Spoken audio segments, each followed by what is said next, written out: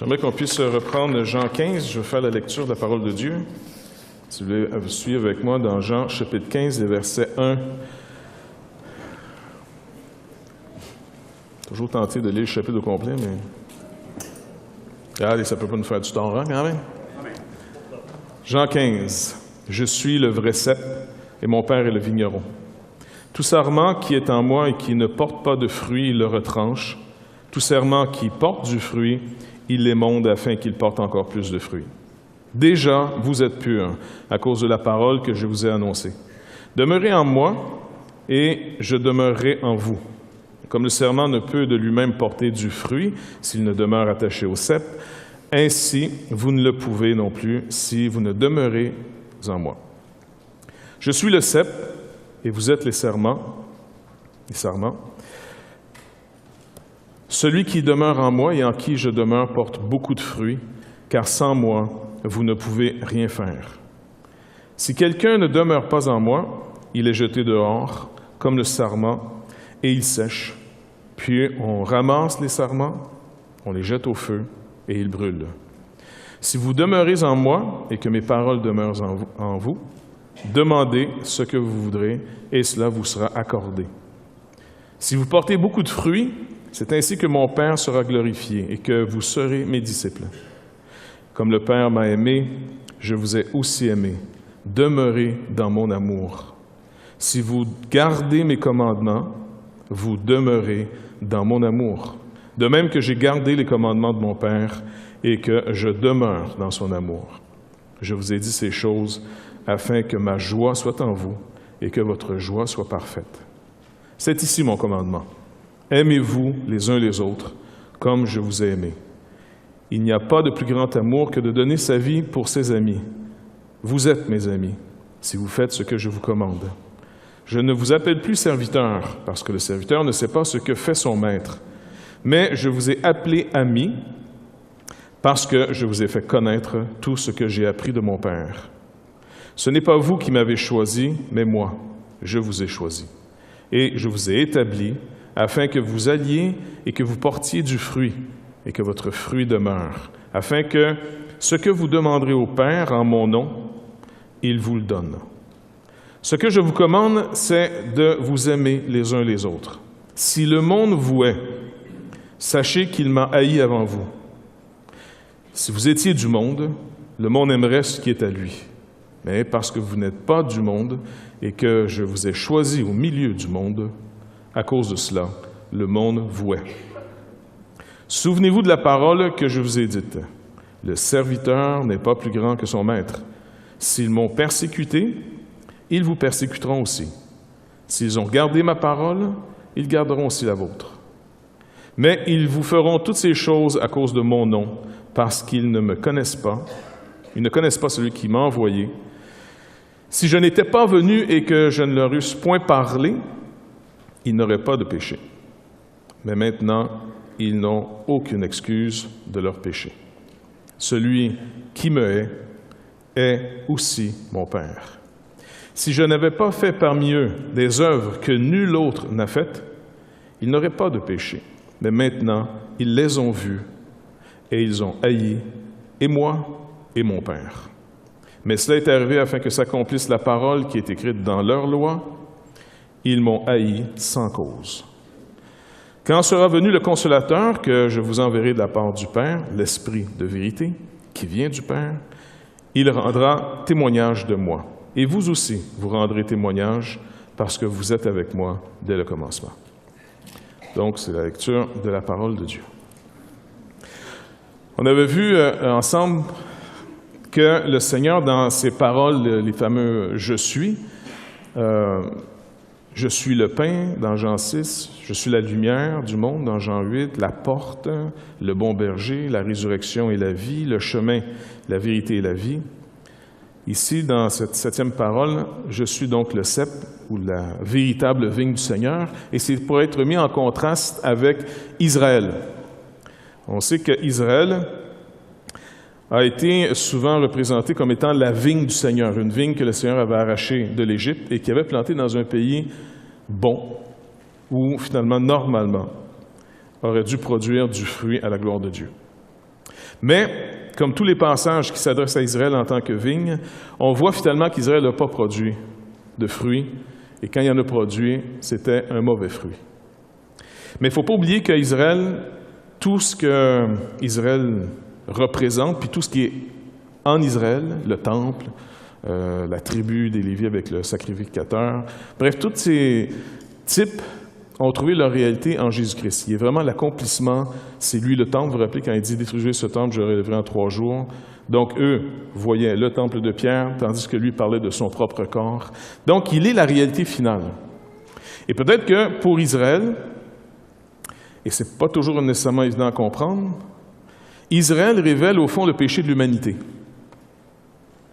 Le péché de l'humanité qu'on a tous, puis Israël n'en est pas exempt, c'est que finalement, on oublie ou on ne veut pas reconnaître qu'on est l'image de quelqu'un, on n'est pas le quelqu'un.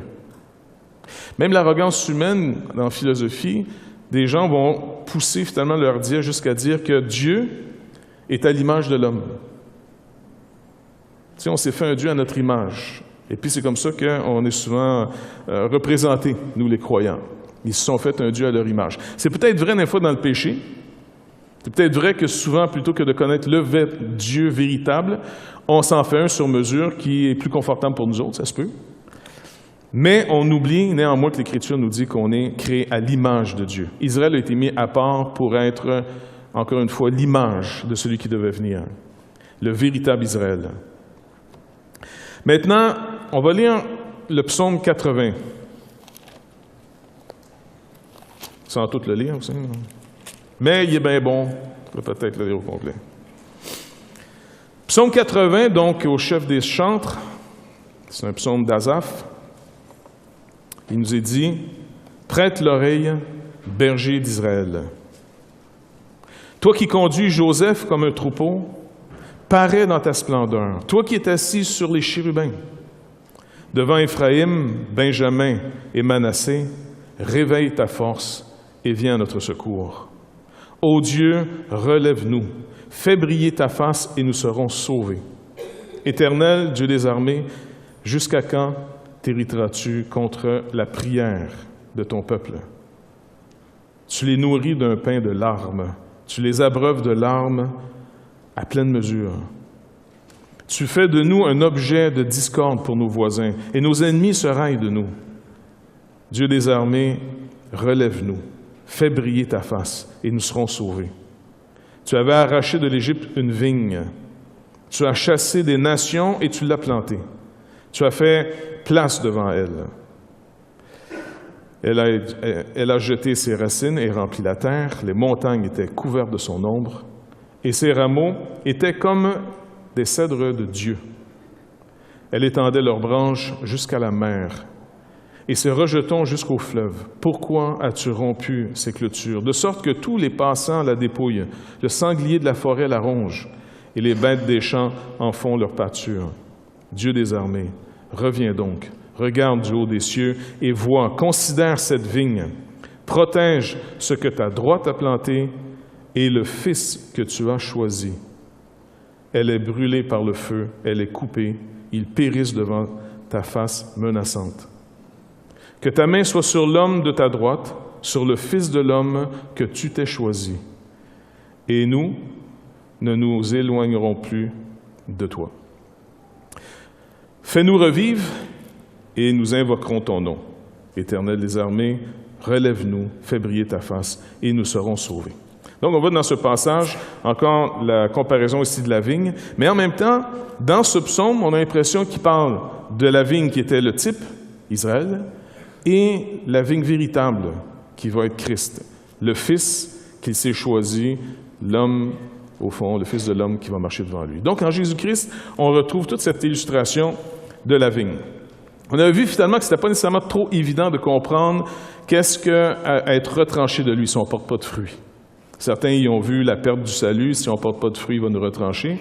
Mais ça va un petit peu en contradiction avec ce que Jean lui-même donne dans d'autres passages, où il dit qu'il n'a perdu aucun de ceux que le Seigneur lui a donnés, sinon le fils de la perdition, afin que les Écritures s'accomplissent.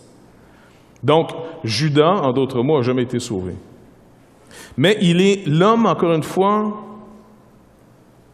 vraiment qui représente le péché dans plusieurs formes, parce qu'on a facilement la compréhension du péché quand on regarde quelqu'un qui a mené une mauvaise vie, pas vrai? Tu sais, quand tu vois quelqu'un qui a mené une mauvaise vie, tu dis, tu as vraiment besoin du Seigneur. Et puis souvent, on a prêché l'Évangile en présentant ce modèle-là. On prend quelqu'un tatoué, vécu mal, il est en prison, tombé dans la drogue, violent, ainsi de suite. Et puis là, on dit, l'Évangile est venu, il l'a accepté, il est sauvé, il est transformé. Et puis il est en train de se faire enlever ses tatous. Et puis là, on est là, wow, quelle puissance cet Évangile. Mais on oublie que c'est peut-être pas nécessairement faire... Moi, je trouve pas que ça rend service vraiment à l'Évangile, parce que les gens du monde n'ont pas besoin du Saint-Esprit pour savoir finalement que cette vie-là mène à rien. Au contraire, elle mène à la mort. Ces gens-là n'ont pas l'approbation de la société en général. Fait que c'est sûr que quand tu regardes les Écritures, ce qui est vraiment intéressant, on voit rarement Jésus appeler à la repentance ce que nous, on appelle un pécheur. La prostituée, les gens de mauvaise vie. Même, à la limite, il dit à ceux qui sont vraiment la bonne portion de la société, les religieux, les gens bien, les pharisiens, les scribes, il dit, les voleurs et les prostituées vont vous devancer. Ils vont entrer dans le royaume de Dieu plus vite que vous autres. Donc, quand le Seigneur parle de repentance, il parle surtout à ceux qui pensent être sur le bon chemin. C'est là qu'il faut le ministère du Saint-Esprit. On n'a pas besoin du Saint-Esprit pour vouloir changer d'une mauvaise vie à une bonne vie. Je veux dire, on n'est pas fous quand même.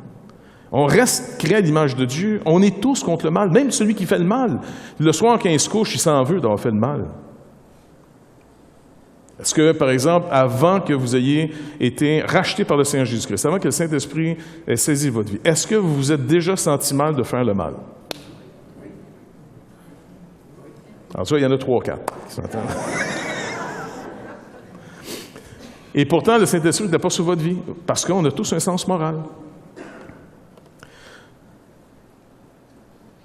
On oublie que le péché a fait de nous des êtres avec une impression d'autonomie, ce qui devient, pour certains, quelque chose de merveilleux, mais ce même sentiment, cette même impression d'autonomie peut être un tourment majeur pour d'autres. Si vous avez une conscience le moindrement sensible, n'oubliez pas, la conscience n'est pas la voix de Dieu dans nos vies. C'est très important qu'on le comprenne. Dans nos vies, on a tous quelque chose de commun, c'est la honte. Ça marche? Après avoir mangé l'arbre de connaissance du bien et du mal, ce que l'être humain a senti, la première impression qu'il a eue, c'est la honte. Il s'est caché. Il était gêné de ce qu'il était. Il lui manque quelque chose. C'est ça que la honte produit dans nos vies, un manque de quelque chose. Donc, tout le monde, à partir du moment de la chute, cherche à se couvrir. Hier, justement, on mangeait quelques amis ensemble, et puis avec Gilles, on parlait finalement de cette mode, à un moment donné, de tout se dire. Tu sais, les genres de groupes là, où est-ce que tout le monde se dit tout, là, puis c'est quasiment de se mettre à nu devant tout le monde. Puis, finalement, on est arrivé à la conclusion que c'est pas biblique. C'est pas, en tout cas, c'est peut-être une méthode, mais c'est pas ce que la Bible nous demande. De se parler dans la vérité, c'est de pas se mettre nécessairement à nu. Car dans la vérité, vous êtes habillés de Christ. Vous n'êtes pas à nu. En d'autres mots, on ne s'ouvre pas et on ne se confesse pas à n'importe qui. Parce qu'il y a une certaine pudeur. Après la chute, il reste néanmoins une pudeur, une saine pudeur, quelque chose de normal. Mais Dieu, pour lui, tout est à nu, par contre. Il n'y a rien de caché devant lui. Le Seigneur, finalement, dit à Israël, « Israël, la raison de ta mise à part, c'était pas d'abord en toi que je l'ai trouvé, c'est pas parce que tu étais une nation supérieure aux autres, c'est pas, tu sais, il donne ça dans le Deutéronome, et il rappelle, il dit, non, à la limite, tu étais peut-être même pire que les autres nations. Les autres nations, à la limite, ont plus de discipline que toi, comme les Égyptiens, ont été capables de faire quelque chose de leur pays. Toi, Israël, tu es rebelle et contredisant, tout le monde veut être chef, il n'y a pas de soldats, bref, c'est comme, vraiment, c'est l'anarchie. Et puis, Dieu n'a pas aucun compliment donné à Israël lorsqu'il dit que je t'ai choisi. Il dit, je t'ai choisi à cause de moi, à cause de mon nom. Et puis, je vais glorifier mon nom. La manière que Dieu va glorifier son nom, c'est que d'Israël, de sa chair, il va sortir finalement celui qui va paître toutes les nations. D'Israël va sortir, on pourrait quasiment dire, l'Israël de Dieu, le véritable Israël, la vigne, le temple, le pain, le lieu où Dieu rencontre les hommes. Mais comme toute personne qui résiste au fond au ministère du Saint-Esprit, Israël ne cède pas sa place devant Jésus-Christ. Je méditais sur un passage que je trouve vraiment étrange. Vous vous rappelez, dans la parole, je pense que c'est dans l'Évangile de Matthieu, où le Seigneur dit « Ne craignez pas ceux qui peuvent tuer le corps, mais pas l'âme, pas la vie. Craignez plutôt celui qui peut et tuer le corps et l'âme. » Et puis, je réfléchissais là-dessus sur la crainte, parce qu'on a tous de la crainte, hein? Tout le monde peut craindre. On craint, par exemple, je ne sais pas, moi, vous craignez quoi? Les araignées. La belle-mère. On craint tous la mort. On craint même la vie. Et qu'est-ce qui va nous arriver? De quoi on va se nourrir demain? J'ai-tu encore ma job? La crainte, c'est quelque chose qui est universel. On l'a tous, la crainte, puis on essaie tous de s'en délivrer. Puis un auteur, je pense que c'est Goethe, dans le roman Le pèlerinage de Vilmer Meister, je pense que c'est ça. Ma femme, tout, c'est tout. Non, ça, c'est l'autre. C'est ça, c'est le pèlerinage de Vilmer, quelque chose, Vilmer Meister. Bref, il est en discussion, tout le long, c'est une grande discussion, cette affaire-là. Tiens. Puis il dit, c'est étrange que l'homme veut toujours se libérer de sa crainte, de ce qu'il craint. Mais la liberté l'amène à craindre. Alors, il recommence la roue sans arrêt. C'est la preuve. On veut, par exemple, se délivrer de la routine du travail et du chez nous. Qu'est-ce qu'on fait? Nous partons en vacances. Hein? Et la journée avant de repartir chez vous, tu as hâte de revenir chez vous. C'est comme, on est étrange. On aime partir pour pouvoir aussi revenir. On cherche à se délivrer de la crainte, mais la liberté qu'on a prise pour se libérer de la crainte nous fait peur, alors inévitablement, surtout dans une autre crainte dont on essaie de se délivrer sans arrêt. C'est comme un jeu qui finit plus.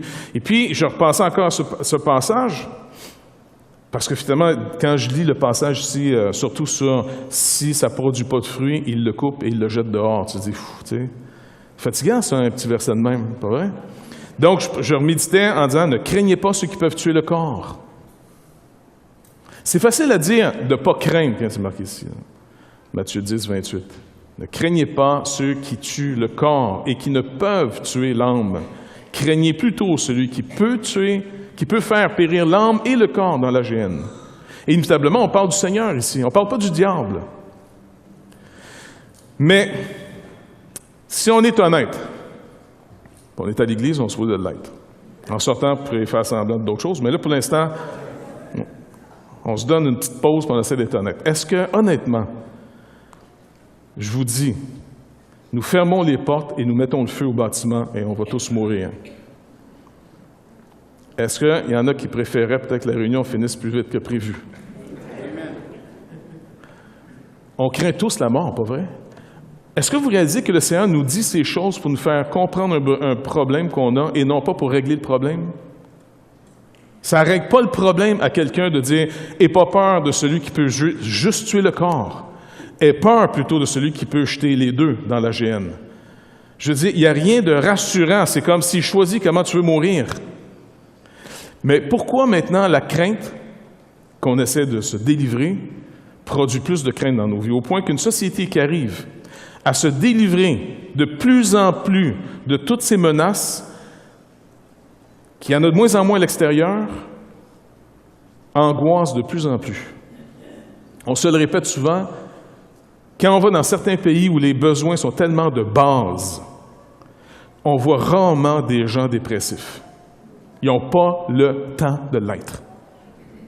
Nous, quand on règle tout, puis qu'on est obligé de réfléchir, alors là, on se met angoissé, pas à peu près, parce qu'on dit, bon, hier, là, quand je manquais de pain, je me disais, moi, être heureux la journée que j'ai du pain. Un jour, j'ai du pain.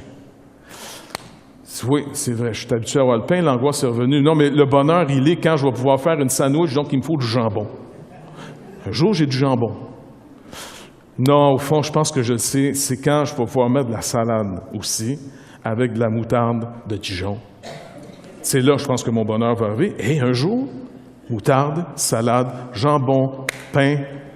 Tu dis non, peut-être si c'est toasté. Écoutez, mon histoire niaiseuse, c'est simplement vous dire, tant qu'on peut croire encore que c'est juste un plus qui s'en vient, vous êtes dans l'espoir. La journée que vous commencez à réaliser que ça donne rien d'en avoir plus, vous venez d'éteindre finalement les besoins de base qui vous gardaient dans un espoir que c'est demain que ça va arriver. Qu'est-ce que vous dites à quelqu'un que le médecin lui a annoncé qu'il lui reste que quelques mois à vivre? Fais-en pas, ça. Ah ben. Tu annonces quoi? Ça va passer. Oui, je sais, je vais passer dans quelques mois. Ça va? Est-ce que vous réalisez qu'on parle un langage qui est toujours ici en train de pelleter par en avant? Mais qu'est-ce qui arrive à des gens qui ont éteint, qui ont comblé tous les besoins de base, et là, ils font face aux vrais besoins? C'est quoi le sens de cette existence que je vis? Je m'en vais où? Quand on passe un certain cap et qu'on réalise qu'il y en a moins en avant qu'il y en a en arrière, tu commences à être moins séduit par toutes les sirènes de cette vie.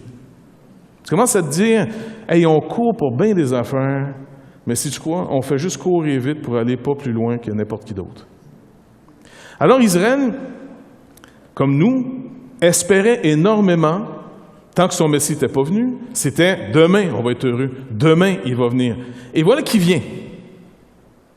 Il vient et il donne toutes les paroles. Il vient et il fait tout ce qu'il a dit.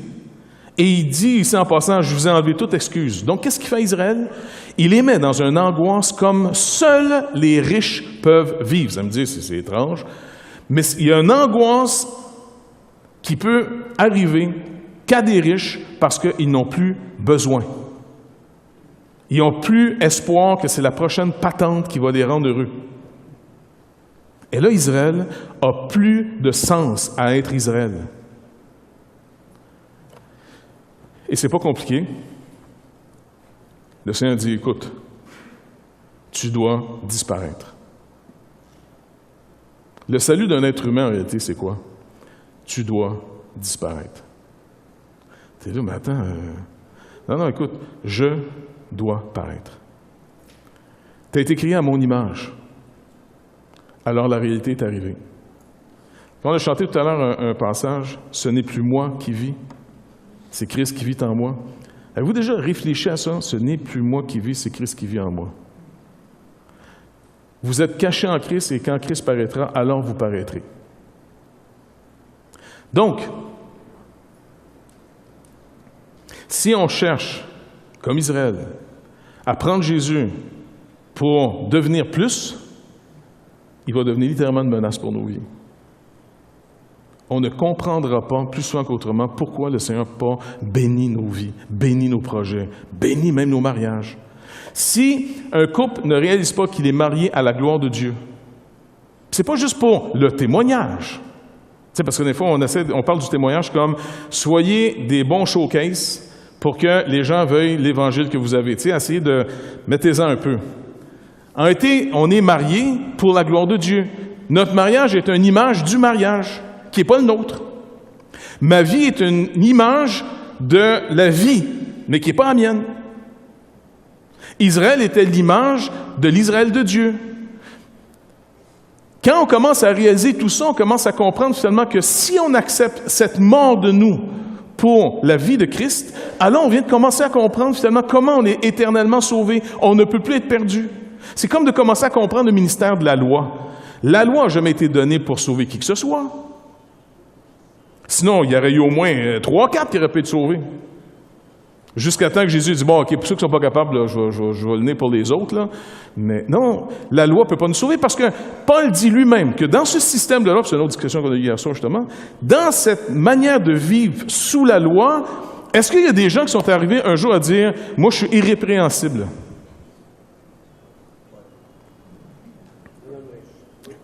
Il y en avait une couple, dont Paul et le jeune homme riche. Paul, il dit, moi, là, selon la loi, le principe de la loi, ce que Dieu a donné à Israël, moi, j'étais irrépréhensible. Hey, c'est quand même intéressant d'annoncer l'Évangile à un gars qui dit, moi, je suis irrépréhensible. Parce que souvent, on annonce l'Évangile en disant, t'as pas déjà compté une petite menterie ou deux? Ah, ben, t'es un menteur. Puis c'est pour ça que tu rencontres quelqu'un en disant, non, jamais raconte. Jamais! Écoute, ouais, mais t'as sûrement peut-être volé un jour. Jamais volé. Jamais! Non. Jamais menti, jamais volé? Non. Ah, mais t'as sûrement pas cru en Dieu? Non, depuis que je suis tout petit, moi, je vais à l'église tout le temps. Hein? Ben, tu dois être sauvé, puis tu le sais pas. Tu dis, ben écoute, je t'annonce pas l'Évangile, tu dois être sauvé. Et pourtant, le Seigneur dit, non, il est perdu, il est entièrement perdu. Nicodème était perdu. Le jeune homme riche était perdu. Saul de Tarse, avant d'être l'apôtre Paul, était perdu. Il était perdu. Et c'est les plus perdus de tous les perdus, ces pauvres perdus-là, parce que finalement, ils ne peuvent plus voir qu'ils sont perdus. Selon la loi, irrépréhensible. Mais le problème, c'est que les œuvres de la loi produisent pas quelque chose d'essentiel. Et même, c'est en contradiction. Parce qu'il dit, irrépréhensible en ce qui concerne la loi, le zèle, jusqu'à quel point je m'étais mis là-dedans. Pour vous prouver mon zèle, il dit, j'étais persécuteur de l'Église. Je ne l'avais pas trop compris, cela, en disant, mais pourquoi explique-moi pourquoi ton zèle égale persécution. Il dit, c'est un gain. Lui, il dit, j'étais bon, regardez, je persécutais même l'Église. J'étais bon. Là, tu dis, explique-moi Paul, je ne comprends pas. Tu sais. Paul dit, mais mon pauvre, toi, tu ne comprends pas que la loi fait juste amplifier ton problème. Si tu ne la suis pas, elle te rappelle pourquoi tu vas mourir, puis tu le sais.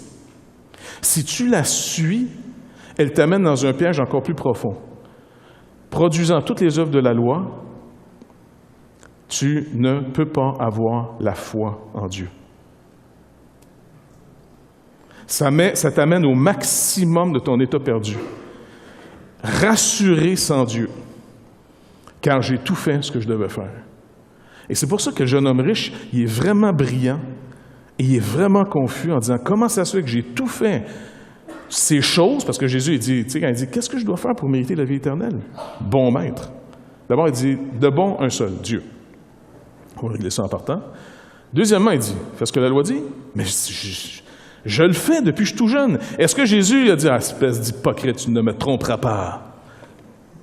Parce que quand Jésus parle, je parle toujours en français, comme ça. Est-ce que Jésus a dit ça? Non. Qu'est-ce qu'il dit? Quelle est la réaction du Seigneur? Jésus l'aima. Il l'aime. Il aurait dit, c'est vrai, c'est pas un menteur, c'est pas un hypocrite. Il l'aime. Mais il doit le délivrer.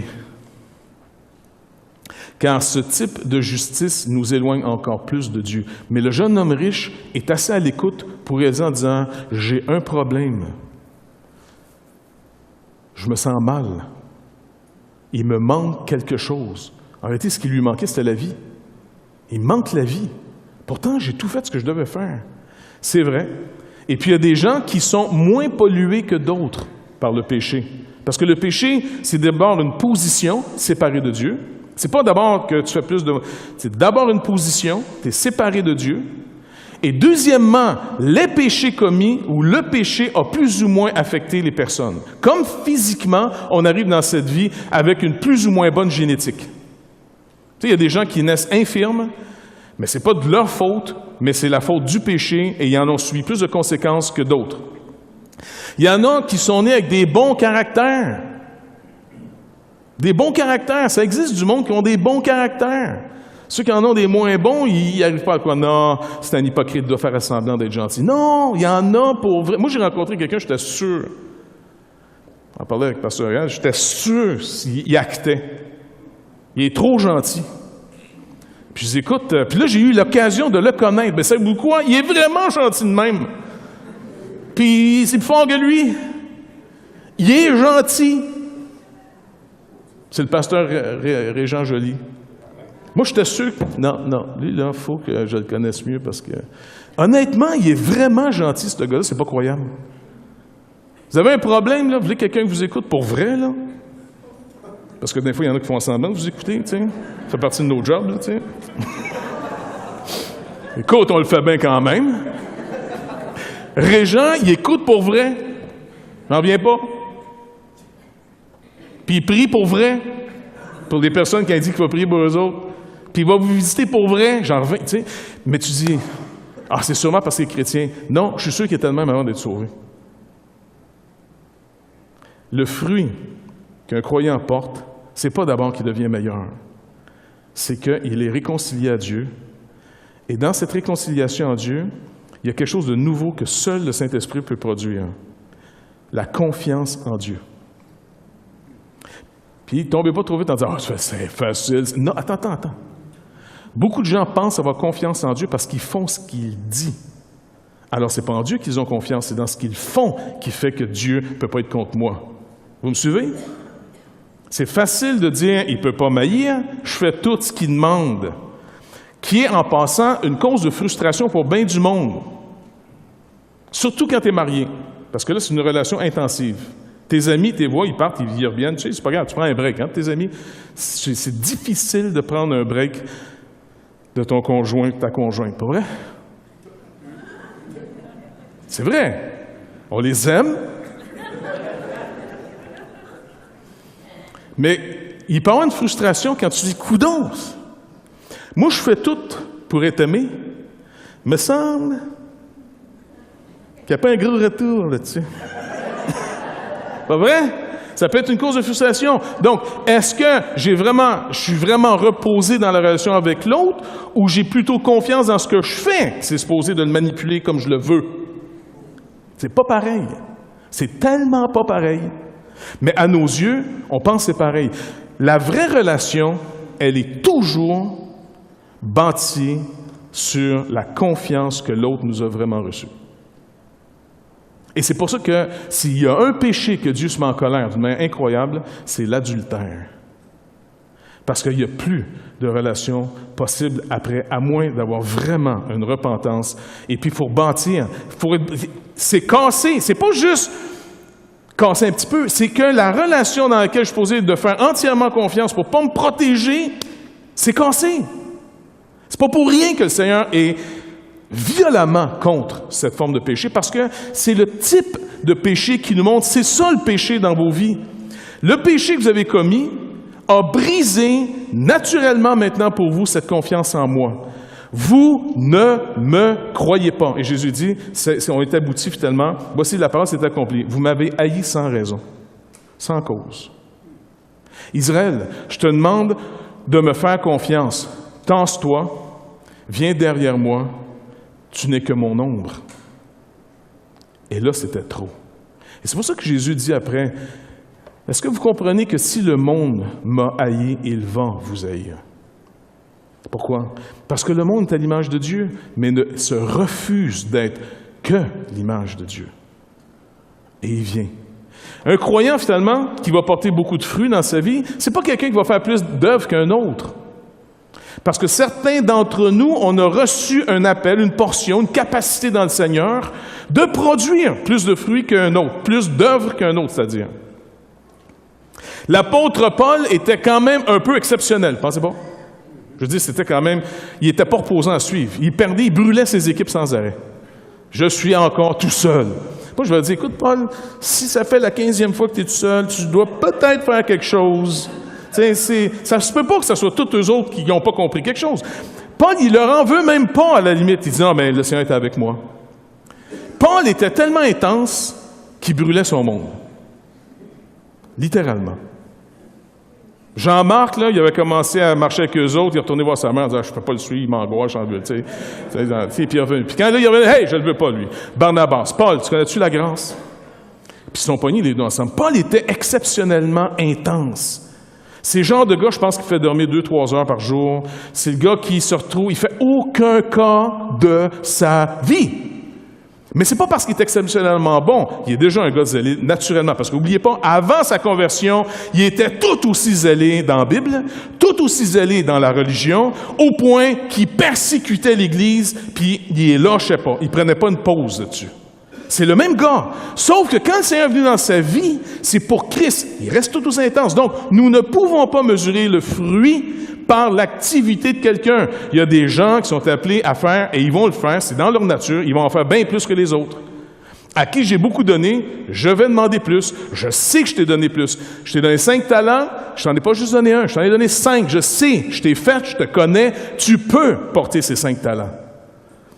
À l'autre, il en donne 2. À un autre, il en donne juste 1. Maintenant, le fruit, c'est la vie. Et ça touche toute notre vie après. C'est quelque chose de nouveau. C'est quelque chose qui vient dans nos vies qui s'appelle la foi. La foi que produit Dieu dans nos vies. Et quelqu'un qui grandit, que veut mesurer la sanctification de quelqu'un, vous allez le savoir, le voir par... Ça ne prendra pas tellement de temps. Si la personne vous parle régulièrement de ce qu'elle fait, alors vous avez affaire à quelqu'un de très immature dans le Seigneur. Malgré l'activité, malgré les œuvres incroyables qu'il fait. Parce qu'il est en train de se rassurer, il vous parle de son trésor. De son trésor. Son activité. Ses œuvres. Sa connaissance. Son caractère changé. Je ne sais pas quoi. Si vous parlez sans arrêt de ces choses-là, c'est là qu'il regarde. Quelqu'un qui mûrit en Christ, qui est vraiment en lui, plus il grandit, moins il vous parle de ce qu'il fait, parce qu'il ne trouve pas ça si intéressant, plus il vous parle de celui qui l'a appelé. Il l'adore. Il n'en revient pas. Il en est à la limite fatigant pour quelqu'un de charnel. OK, c'est bien Jésus, mais il n'y a pas rien que Jésus dans la vie. Il n'y a pas rien que Jésus dans la vie, c'est toute ma vie. Il n'y a que lui. Sans lui, il n'y a pas rien qui fait de sens pour moi. Ouais, mais écoute, as-tu fait un voyage? Bon, ben, si tu veux, je te raconte mon voyage. Parfait, j'ai pris l'avion, on a atterri à l'aéroport. Je me suis promené, j'ai regardé des bâtisses, il y a du monde qui ont passé, ils ne parlaient pas comme moi, ils ne mangeaient pas comme moi. C'était spécial, c'était différent. Après ça, j'ai pris l'avion, je suis revenu chez nous, puis c'est là. Si tu veux, j'ai des photos, je peux en monter 2-3 si tu veux. T'es pas plus excité de ça? Je suis très excité.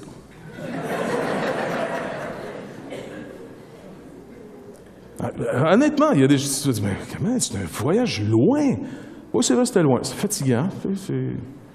Mais sais-tu quoi? Dans ce voyage-là, oui, là, la personne s'allume. Dans ce voyage-là, ouais, le Seigneur. Puis là, il commence à vous parler du Seigneur. Hey, on était perdus à quelque part. Puis on s'est arrêté, on est perdus. C'est pas grave, on demande au Seigneur. Seigneur, on est où? Et puis là, incroyable. Puis le Seigneur, c'est comme si c'est le scénario, le voyage dans lequel Jésus vient. Toute ta vie devient que le scénario. Ça devient comme la scène où ça se joue. Et ce que tu veux voir, c'est le personnage principal de l'histoire. Parce qu'il dit, maintenant, le monde ne me verra plus. Et si quelqu'un ne connaît pas la nouvelle naissance, jamais il va voir Jésus-Christ. Jamais. Le monde ne me verra plus. Il n'a pas juste dit dans cette vie, pour toujours. La seule chose qu'il va avoir comme encounter, c'est avec le Père Tout-Puissant sur son trône qui va juger et qui va faire la preuve. Les œuvres, les livres d'œuvres. Pourquoi il fait des œuvres? Pourquoi ces œuvres-là? Ces œuvres, on va dire, regarde dans quoi tu t'es confié, mon ami. Ce que la Bible appelle des œuvres mortes.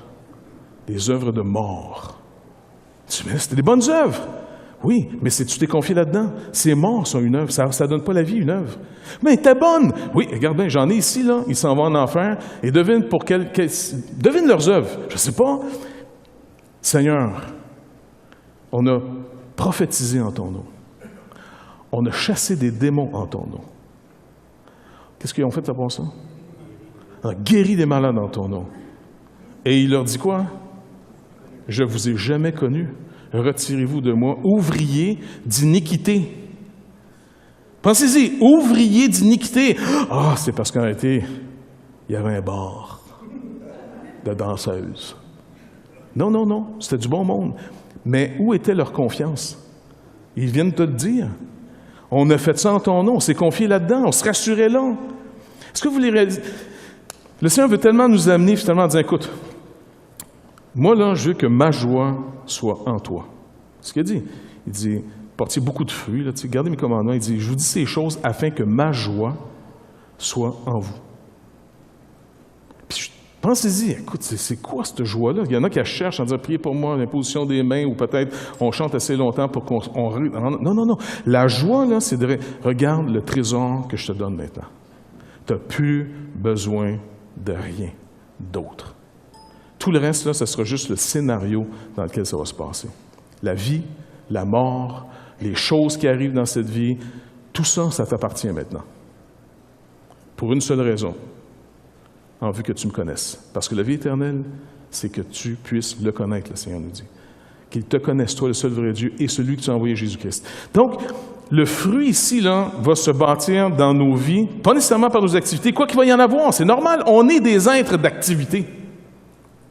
Mais malheur à celui, pas malheur qui va venir, mais malheureux, je pourrais peut-être dire mieux, c'est mieux ça. Malheureux, il est vraiment malheureux celui qui contemple ce qu'il fait, parce qu'il est en train de ne pas regarder à la bonne place. Ça ne durera pas longtemps. Et d'où vient les plus haute violence dans nos vies, c'est quand quelqu'un touche à ce qu'on fait. Et touche à ce qu'on fait de bien. Il y a des gens qui en meurent si jamais vous critiquez, vous annulez ou vous ignorez leur travail. Ils en meurent. Donc ça vous montre où est la vie pour eux autres.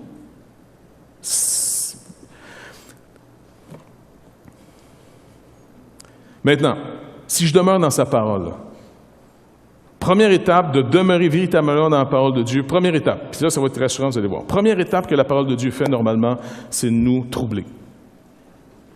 Parce qu'elle va littéralement sonder et trouver toutes les idoles de nos vies. Parce que l'idolâtrie, c'est simplement de croire qu'une chose, une personne, une situation amène la vie seule que Dieu peut amener. Ça marche? Donc, il va toucher à chacun de nos idoles, la parole va venir l'atteindre. Ça, c'est tout le long de notre processus jusqu'à temps qu'on meurt. Ça, c'est le côté le moins fun. Mais ça veut dire non, persévère. OK? Parce que si je détruis une idole, c'est pour prendre la place. Et ta joie va être encore plus certaine parce que moi, je veux te bénir. Ton idole, là, les petites nouvelles pour toi, c'est rien. C'est du néant. Ça va te tromper. Fait qu'écoute, je le détruis. Je rentre dans ta vie, dans ce domaine-là. On va t'apprendre à te confier en moi. Et comment il fait ça? Vraiment incroyable. Il produit en nous quelque chose d'unique. La confiance. La crainte de Dieu, c'est de croire en lui. Il met la crainte de Dieu dans nos vies. La crainte de Dieu, c'est pas mal, c'est extrêmement bon, même si des fois ça peut nous faire trembler. La crainte de Dieu rentre dans ma vie et je commence à le craindre lui plus que les situations qui me faisaient peur avant. Là, cette crainte produit un amour en même temps. C'est vraiment étrange ce que je dis, comme un paradoxe, ça n'a pas de bon sens, mais c'est le même. La crainte de Dieu produit de l'amour pour Dieu. J'aime ce que je crains. J'admire ce que je crains. Et ce que je crains, qui est Dieu, Jésus-Christ, il est bon. Alors, ça produit un amour absolument incroyable. Et c'est dans cette marche, dans cette sève, dans cette vie, que de plus en plus, on peut garder son commandement qui est « aimez-vous les uns les autres ». C'est pour ça que Jean nous dit, toujours le même Jean, dans sa lettre, il fait une petite explication. Comment tu sais que tu es en train de suivre le vrai Dieu que tu n'as jamais vu? C'est une bonne question, il faut quand même se poser ça, pas vrai? Parce qu'on peut prendre nos désirs pour des réalités. On peut s'en inventer un Jésus qui fait notre affaire. Maintenant, comment je sais que je suis en train de suivre le vrai Seigneur Jésus-Christ et non une fabrication de moi-même? Tu vas le savoir subjectivement parce que tu aimes les autres croyants. Tu aimes les croyants. C'est comme si tu les connais. Je sais pas si vous avez déjà cette sensation d'avoir rencontré un croyant, puis en moins de 5-10 minutes, tu as parlé avec lui, puis pas de choses si profondes, rien, là. On a l'impression de se connaître depuis tout le temps. Il y a quelque chose de plus. Ton propre sang, frères et sœurs, mais qui ne sont pas nécessairement régénérés, il y a comme un monde, des fois. Pourtant, j'ai été élevé avec eux autres, mais il y a un monde. Mais tu les aimes, c'est ton monde, tu comprends-tu? Mais en même temps, il y a cet étrange sentiment d'un énorme gouffre. Puis d'autres qui sont quasiment des inconnus, on reste dans le même pays. Tu comprends pas que c'est vraiment, mais vraiment, ça n'a rien à voir avec la culture. Tu peux rencontrer des gens à l'autre bout de la planète, ça fait le même effet. Symptôme de la vie en nous. Symptôme, fruit que réellement vous êtes attaché au vrai cep et que la vie véritable est vraiment entrée en vous. Vous aimez votre semblable. C'est vraiment le croyant. Et puis ce croyant, vous allez dire, ah, c'est parce qu'ils sont gentils? Non, pas tout le temps. C'est ça qui est merveilleux. Mais vraiment, c'est ça qui est merveilleux. Tu dis, comment ça se fait que je les aime, même si on se tape ses nerfs sans arrêt? Parce qu'on peut avoir des petites personnalités, des fois, un peu spéciales, pas vrai? Tu sais, quand tu perds des amis et tu comprends pas, pourtant, je suis tellement gentil, moi, là.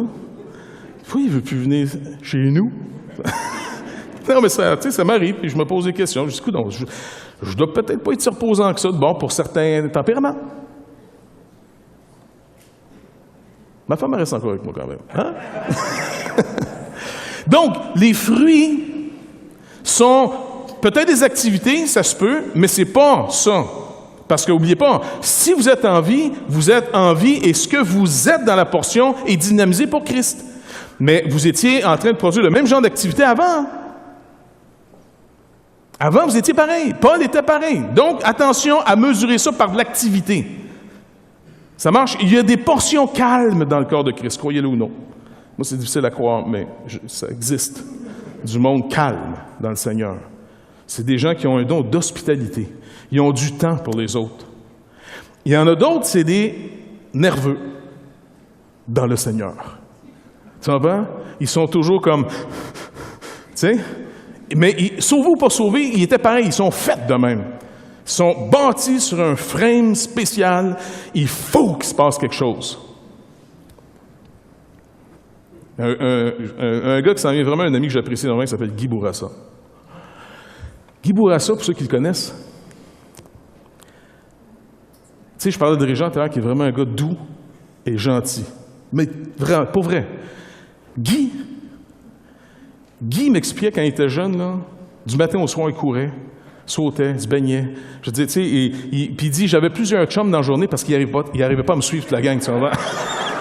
C'est vrai, il a le don de raconter sa vie, puis il dit, sais-tu, je vieillis, je commence à fatiguer, là, mais tu sais, tu sens là, qu'il... Tu vois, c'est un intense. Pour le Seigneur, il est là, il nous écoute, puis c'est lui qui fait c'est lui qui organise l'émission là, de la Bonne Nouvelle. Fait que là, ils m'ont inclus dans le team, puis j'étais bien content. Fait qu'on était là vendredi passé, ou vendredi, ouais. Puis tu vois, mon Guy était là, il nous écoutait, tu sais. Puis là, il y a 25 dossiers qui marchent en même temps dans sa tête, tu sais, dont celui de mettre une émission au monde en nous regardant, en disant « on va recommencer parce que c'était pas exactement ça. » Puis il te sort 2, 3 images. Il est capable de te faire un poème à moins de 2. Il fait des rimes. Bing, bing, bing, bing, bing. Tu sais. Il est intense. Toi, t'es là. Tu sais, tu sues juste à le regarder, tu comprends-tu? Mais vous y enlevez le Seigneur, il est pareil. Mais sauf pour rien. Tu comprends? Il est juste pour rien. Il court partout pour rien, tu sais. Puis Régent Joly serait juste gentil pour rien. Tu comprends? Il serait pour rien. Mais là, ils sont pour Christ. Et Christ les utilise. Donc, changez pas vos personnalités. C'est pas là qu'il y a le problème. Est-ce que vous êtes connectés à la bonne place? Asseyez pas en disant, moi, longtemps j'ai pensé. Au début de ma vie chrétienne, je regardais finalement mes anciens, tu sais, à l'église, puis je les admirais. C'est des gars profonds, calmes. Je disais, moi, quand je vais devenir spirituel, je vais devenir calme. Tu comprends? Je vais comme un sage. Gandhi pour aller se coucher, j'arrive, tu comprends? Non, vraiment, c'était mon but, de devenir bon, sage et calme. Puis un jour, j'ai réalisé que ça n'arrivera jamais. Puis ça m'a donné vraiment un coup de déprime. Je dis, coudonc, jusqu'à ce que je comprenne que le Seigneur ne veut pas que je sois calme. C'est tout. Il ne veut pas. Il dit, tu cours, vas-y. Hey, viens plutôt. Hi, hi! Tu cours. Ça, on va chercher dans l'eau, on revient avec le bâton, tu sais, il le rejette. C'est comme ça, si je reste trop longtemps à rien faire, je suis dangereux pour moi-même, tu comprends-tu? Mais j'ai toujours voulu en dire, non, il faut que je reste. Ça, c'est comme ça. Le but, c'est pas changer, le but, c'est de le connaître. C'est tout. Il n'a pas créé des méchantes choses. On redécouvre une chose en Jésus-Christ, hein, sa parole du début. Il nous délivre de la honte, pas en nous rendant meilleurs, ça serait de nous faire aller davantage dans ce fameux péché. Il nous délivre de la honte parce qu'il nous délivre de cette parole qui nous a dit, le diable, pas Dieu, le diable, vous serez comme Dieu. Et le Seigneur dit, non, tu ne seras pas comme Dieu. C'est moi qui viens te rejoindre, car quand je t'ai créé, j'ai dit, c'était très bon. Et c'est pas en améliorant une personne qu'on la rassure. C'est en l'aimant sans condition qu'on la libère. Et Christ nous libère en nous montrant son amour inconditionnel. Et ça nous délivre de toutes sortes de performances. Il y en a qui performent dans des bonnes œuvres pour être aimés, et il y en a qui performent dans des mauvaises œuvres, à la limite pour être admirés par d'autres personnes. Tant qu'à être poche, moi être poche pour vrai, ça. Vous me suivez? Donc, le but, c'est pas de dire aux gens, non, non. C'est pas changer votre manière de faire, c'est changer plutôt où vous regardez. Le Seigneur dit, tournez les regards vers moi et soyez sauvés. Le psaume 80, tourne ta face vers nous, fais-la briller qu'on la voit, on va être sauvés. C'est pour ça que l'Église ne doit pas faire de distraction en ce qui concerne ce qui doit être adoré. Jésus-Christ et Jésus-Christ seul doit être adoré. Son œuvre doit être contemplée pour nous sans arrêt. C'est là-dessus qui doit être l'objet de notre méditation, jour et nuit. Et là, vous allez produire tout le fruit dans lequel vous êtes destiné à produire son fruit. Le sarment, il ne se casse pas la tête. Il reste dans le cep. Ce qu'il est, la sève va le dynamiser. Le serment, s'il est branché à la bonne place, la sève va faire qu'il va faire une fleur, des fleurs. Il va faire une grappe. Et cette grappe va être du raisin. Et puis, ça va être le fruit que le Seigneur veut. Il le fait par sa nature. Donc, notre nature, elle est en lui maintenant. Demeurez en moi. Moi, je demeure en vous. Sans moi, ne faites pas partir le fruit. Asseyez pas. Restez en moi, que ma parole reste en vous. Écoutez, revenez sans arrêt ce que je vous dis. Sans arrêt, revenez. Quand vous êtes confus, dites-le. Seigneur, je suis confus, je ne comprends pas. Verbalisez-le. Dites-le, Seigneur, je ne comprends pas. Lorsque le péché est comme en lumière dans ma vie, confesse-le. Ne te justifie pas. Je viens te pardonner. Je viens rétablir une relation de confiance. Pas de confiance, pas de relation. Un charmeur, c'est quelqu'un qui contrôle bien l'art de séduire, mais il n'est jamais en relation avec la personne qui séduit. Vous devenez vulnérable dans une vraie relation. Et donc, c'est dans cette dynamique-là que ça nous amène. C'est pour ça qu'il ne veut pas qu'aucun de nous se confie dans ce qu'il fait. Ça nous rassurerait. Et il va dire, je ne veux pas que tu sois rassuré avec moi. Je veux te convaincre que tu n'as rien à craindre de ma part. Et ça, cette crainte d'abord de Dieu produit l'amour, et l'amour parfait bannit la crainte. Ça, c'est le fruit. Et le fruit, quand il arrive, peut l'atteindre, c'est vrai, mais c'est pas grave. C'est de tellement plus craindre, c'est comme l'apôtre Paul. Tout le monde dit, non, va pas Jérusalem, tu vas avoir des troubles, tu vas être persécuté, tu risques de mourir. Il dit, vous me faites de la peine. Je fais aucun cas de ma vie. Lui, c'était pour vrai. Il n'était pas suicidaire, là. Il n'était pas à dire, je t'ai cœuré. Non. Il dit, moi, j'aime la vie, mais je l'aime tellement que, écoute, je reste connecté sur celui qui la vie. Même si on me tue, ils ne me tueront pas. Je dis, je fais pas, c'est rien, ça. Arrêtez de me faire un cas. Oui, mais tu vas aller en prison. Ben, je vais me reposer, tu comprends? Je ne fais aucun cas de ma vie, mais c'est pas quelqu'un qui peut se conditionner à tous les matins. OK, aujourd'hui, tu vas en faire un peu moins cas de ta vie. On commence. Je ne fais aucun cas de ma vie. Je ne fais aucun cas de ma vie. Ma vie, j'en ai fait aucun cas. Ça va? Non, c'est pas en te répétant sans arrêt ça. Tu vas venir obsédé de ne pas faire un cas de ta vie tellement que tu la regardes ta vie. Le Seigneur dit, non, arrête, regarde-moi. Et on est tellement obsédé, non, on dit, mais t'es où? Attends, là, tu vas voir, tes yeux vont s'habituer tranquillement. Attends. Calme-toi. Je suis là tous les jours avec toi. Je cherche pas des bonnes situations, cherche-moi. Je suis là, je te le jure. Et je ne peux pas mentir. Cherche-moi. M. Tremblay, on parlait justement comment, en voyage, on est tellement démunis, hein, on regarde partout, il est où le Seigneur? Parce que là, on n'est plus chez nous. Avez-vous remarqué que c'est plus difficile chez nous? Parce qu'on se rassure de d'autres choses que le Seigneur. C'est pour ça que c'est quasiment vital pour une Église, pour un croyant, d'aller ailleurs. Comme quand on part en Haïti, là, c'est littéralement, c'est sûr qu'on veut que ça bénisse les Haïtiens, mais soyons honnêtes, ça nous bénit bien plus nous autres que ça bénit eux autres. Parce que là, on est déstabilisés, puis là, on voit Jésus partout. Même les non-croyants le voient. Je vous le dis. Je veux dire, quand les filles du dentiste Richard, là, qui n'étaient pas, en tout cas, n'étaient pas croyantes à l'époque, Pasteur Clermont, c'est un homme qui a de la compassion. Pour vrai. Et puis, il prie souvent pour ceux qui sont malades. Puis le Seigneur, il agit souvent. Les infirmières s'en apercevaient, ils n'en revenaient pas. Ils cherchaient le monde malade pour l'amener au pasteur Clermont. Puis ils disaient, hey, vite, pasteur, il en est trouvé un autre. Eux autres, ils voulaient voir encore, ils n'en revenaient pas. Ils n'en revenaient tout simplement pas. Le Seigneur encore dit tout le temps, cherchez-moi, ou encore comme la parole dit, cherchez-le pendant qu'il peut encore être trouvé. Cherchez-le.